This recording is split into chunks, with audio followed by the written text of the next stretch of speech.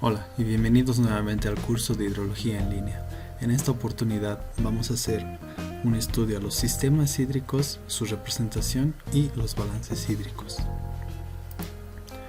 Los objetivos de aprendizaje para esta clase son: conocer el concepto de un balance hídrico, reconocer la diferencia entre sistema hídrico y sistema hidrológico, comprender la metodología para el establecimiento de balances hídricos, reconocer los diferentes tipos de balances hídricos correspondientes a cada sistema hídrico e hidrológico. Comencemos. ¿Qué es un balance hídrico? Un balance hídrico es un balance de materia sin reacción de las cantidades de agua en un sistema hídrico o un sistema hidrológico.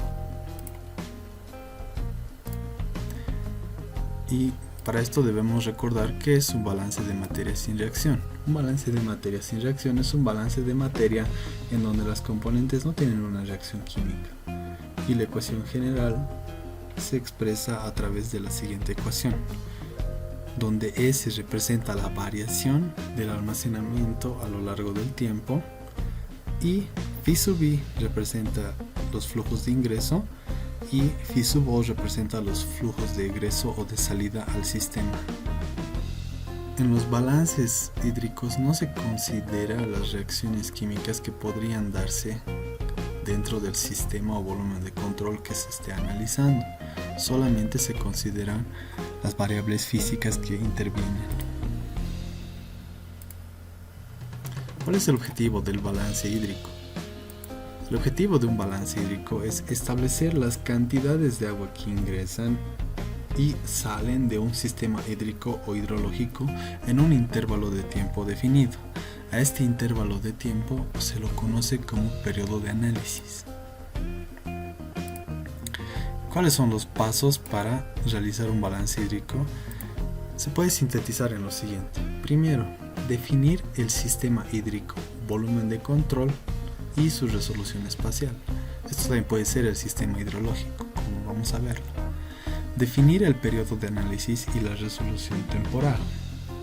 Cuantificar los ingresos, cuantificar los egresos y por último cuantificar la variación en el almacenamiento. Ahora hablemos de los sistemas. El sistema de análisis puede ser un sistema que está definido por el proyectista o el proyecto que se está estudiando. Entonces esto va a depender específicamente de qué cosas se está buscando analizar. Por lo general se utiliza como sistema a la cuenca hidrográfica, porque es a través de esta que tenemos unos límites naturales definidos por las divisorias de aguas, donde podemos establecer un balance superficial e incluso subsuperficial. Sin embargo, se pueden establecer balances también en los estratos del suelo, como lo vamos a ver, dentro de los acuíferos a nivel subterráneo y en obras civiles como embalses, obras de toma, sistemas de alcantarillado, etc., glaciares y otros. Entonces, acá tenemos el diagrama de bloques y flechas del ciclo hidrológico específicamente para el análisis de una cuenca hidrográfica, como lo habíamos visto en el anterior video. A este diagrama yo quiero aumentarle dos cosas. Primero, que la conjunción del escurrimiento superficial y el escurrimiento subsuperficial se le conoce como escurrimiento directo. Y que en algunas ocasiones se tiene que, a partir del escurrimiento total que se tiene en un río, se puede tener una recarga, una componente de recarga hacia los mismos acuíferos. Esto en épocas donde no existe lluvia o la lluvia es muy escasa, porque el acuífero se puede estar secando, entonces puede darse que se dé esta nueva variable hidrológica de recarga desde un río, pero puede también que no se dé, por eso está con una línea punteada. Ahora vemos qué son los sistemas hidrológicos y los sistemas hídricos. Acá podemos ver una sección desde el océano hasta las montañas, de cómo se comportaría el ciclo hidrológico. Como podemos ver acá, el ciclo hidrológico se está dando en sentido antihorario. Entonces es en base a esta sección que vamos a definir los tipos de sistemas hidrológicos que se tienen. Podemos definir sistemas hidrológicos a nivel atmosférico, como se ve acá, donde podemos discretizar la atmósfera en pequeñas parcelas o volúmenes para estudiarlas como un sistema. A nivel superficial también tenemos sistemas hidrológicos. Los más comunes obviamente son la cuenca hidrográfica, que está representada acá, una cuenca glaciar, que está acá, un embalse o un almacenamiento superficial, puede ser un lago,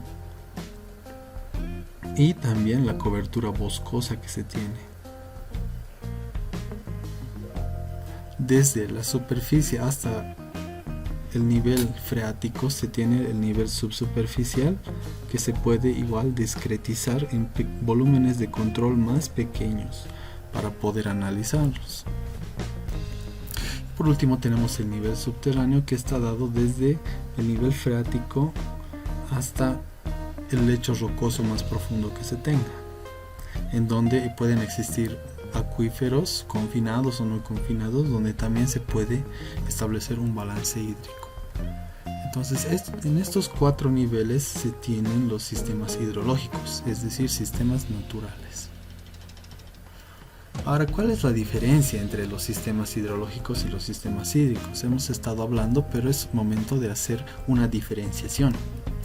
Un sistema hidrológico es un sistema natural en donde se estudia una parte del ciclo hidrológico. De esto podemos tener los siguientes ejemplos: la cuenca hidrográfica, como hemos visto, o la zona no saturada del suelo, o un acuífero. En cambio, un sistema hídrico es un sistema artificial, es decir, creado por el hombre, en donde se estudia una parte del ciclo hidrológico.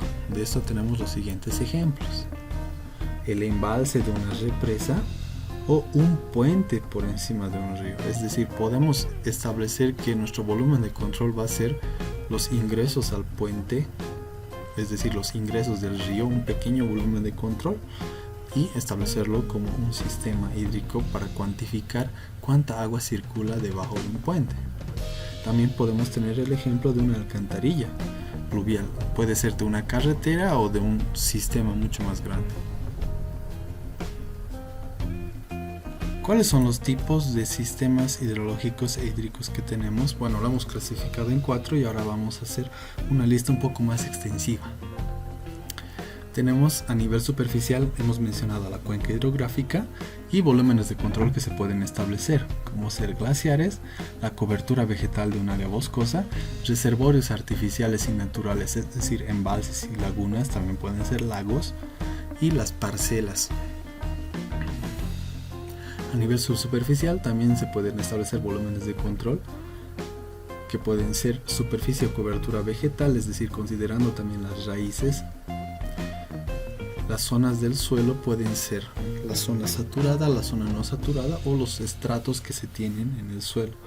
Los límites periféricos que se definen según las condiciones del estudio. A nivel subterráneo tenemos un sistema hidrogeológico. Y también tenemos cuencas subterráneas, como lo vamos a ver, y los volúmenes de control que pueden estar definidos en función de los estratos y las condiciones que se tengan a nivel subterráneo. Acuíferos, acuicludos, acuitardos, acuífugos o una combinación de estos.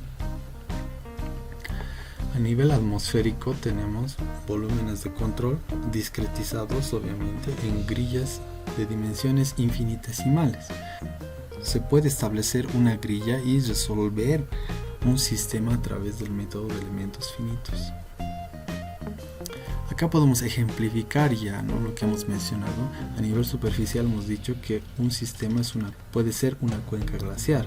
Pues acá tenemos un ejemplo de una cuenca glaciar donde se ve que el aporte de todas estas montañas o estos picos llega hacia esta pequeña laguna. Pues acá tenemos 2 niveles o dos volúmenes de control podemos considerar. Uno, el glaciar netamente, y otro, la laguna, que luego debe generar escurrimiento. Como se ve acá, que es un pequeño río que empieza a generarse a partir del escurrimiento de esta laguna. La cobertura boscosa. Cuando nosotros tenemos mucho bosque, como por ejemplo en los yungas, podemos hacer una pequeña parcela para cuantificar cuánta agua se tiene almacenado en esta cobertura boscosa. Es decir, podemos cuantificar la transpiración que generan estos árboles. ¿Por qué? Porque como pueden ver acá, por ejemplo, hay una carretera y puede que en algún momento se necesite hacer un talud de corte por acá. Al hacer un talud de corte, lo que nosotros estamos haciendo es desestabilizar este suelo. Al desestabilizar, vamos a tener que estabilizar con un muro de contención. Este muro de contención tiene que ser diseñado con fuerzas de empuje del suelo y además del agua que va a estar dentro del suelo. Pero al no haber este bosque, cuando se construya o se diseñe el muro de contención, va a haber un aporte de agua extra que no va a ser absorbido por estos árboles, sino que va a estar luego infiltrado en el suelo, que va a ser además una fuerza que se tendría que considerar para el diseño de este muro de contención, por ejemplo. ¿Para qué más nos sirve cuantificar cuánta agua intercepta un conjunto de árboles?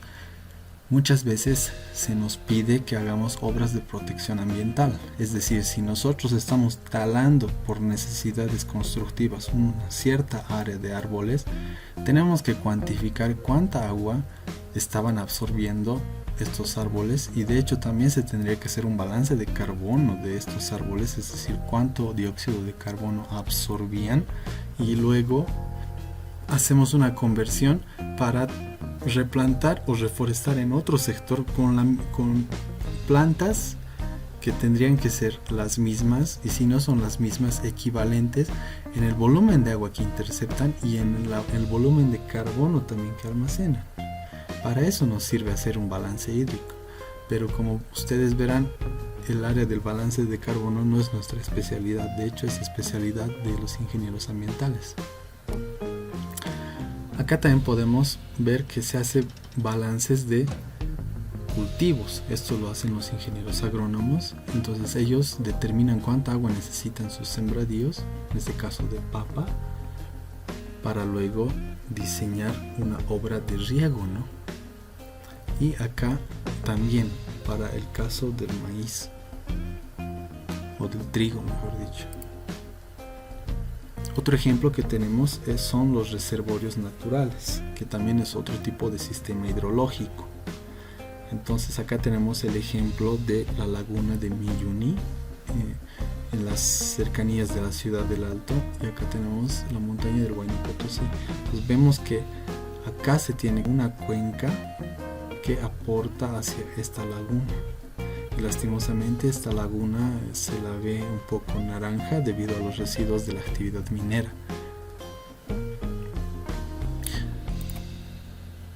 Acá tenemos otro sistema, pero este ya es un sistema hídrico porque es un sistema artificial. Es un reservorio o un embalse de una represa, en este caso la represa de Incachaca. Entonces también puede ser considerado como un sistema hídrico para establecer un balance ahí. Hemos hablado de parcelas, entonces las parcelas pueden ser a nivel urbano y a nivel rural. A nivel urbano tenemos las áreas de aporte que generan nuestras parcelas o las cuadras de una avenida, por ejemplo, como se ve acá, discretizado, y vemos que estas áreas de aporte luego llegan específicamente a los colectores de alcantarillado pluvial, por ejemplo, y vemos que escurren hacia un punto en común. Entonces se genera como una cuenca artificial donde el área de aporte llega hacia la alcantarilla. Este tipo de diseño se ve en ingeniería sanitaria. Ahora hablemos de las parcelas a nivel rural. A nivel rural tenemos que las parcelas Pueden ser muy pequeñas o también muy grandes, dependiendo de qué volumen o qué extensión se tenga para analizar. Cuando son muy extensas se utilizan sistemas de información geográfica, entonces acá podemos establecer el balance a través de capas, incluso si se tienen buenas imágenes no satelitales, pero también se pueden establecer pluviómetros dentro de la parcela para cuantificar el agua que está ingresando y está saliendo de este sistema. Ahora, hemos mencionado que a nivel subsuperficial se tiene la zona no saturada del suelo, que también corresponde a una parcela. Entonces, acá tenemos, por ejemplo, la sección puede ser de esta misma parcela, donde acá están sus límites, y podemos establecer no solo un balance superficial, sino un balance subsuperficial en la zona no saturada del suelo. ¿Cuál es la diferencia entre la zona no saturada y la zona saturada del suelo? Bueno, como vemos acá, en la zona no saturada del suelo se tiene el suelo mismo y algo de agua, además de muchos espacios que están rellenados por el aire. En cambio, en la zona saturada del suelo, que está debajo del nivel freático, se tiene el suelo mismo y agua, pero ya no existe el aire que se tenía en la zona no saturada. Entonces, esa pequeña diferencia es la que divide el nivel freático. Y obviamente, debajo del nivel freático se tiene mucha más agua de la que se tiene en la zona no saturada. Hemos hablado de cuencas subterráneas, entonces ahora podemos ver acá de manera un poco más visual cómo se representan o cómo son las cuencas subterráneas. Acá tenemos esta modelación hecha en ModFlow, donde se ve claramente que acá, por ejemplo, hay una cuenca hidrográfica y acá se tiene el cauce principal de esa cuenca y vemos que el agua está escurriendo en esta dirección. Sin embargo, acá se puede ver que hay una cuenca subterránea y esta cuenca subterránea también genera aportes y escurre hacia esta otra dirección, y de este otro lado también se escurre hacia otra dirección. Entonces acá podemos ver que no necesariamente la dirección de las cuencas a nivel superficial se cumple o es la misma que las direcciones a nivel subterráneo. Entonces es por eso que las cuencas subterráneas y los sistemas hidrogeológicos son una especialidad aparte de la hidrología, porque tienen un análisis completamente diferente. Si quieren conocer más acerca de los estudios de hidrología subterránea, les dejo un link en la descripción de un curso de hidrología muy bueno.